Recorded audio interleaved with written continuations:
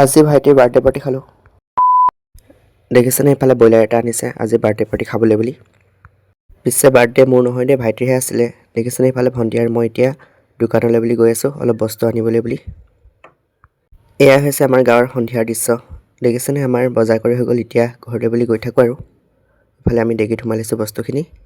বজাৰ মানে বৰ বিশেষ বস্তু বজাৰ কৰিব অহা নাই, সৰু সুৰা বস্তু কেইটামান বজাৰ কৰিবলৈ বুলি আহিলোঁ। দেখিছেনে ঘৰত আহি আকৌ দেখিলোঁ যে এইফালে ব্ৰইলাৰ মাংস কাটি আছে দাদায়ে আজি পাৰ্টিত খাবলৈ।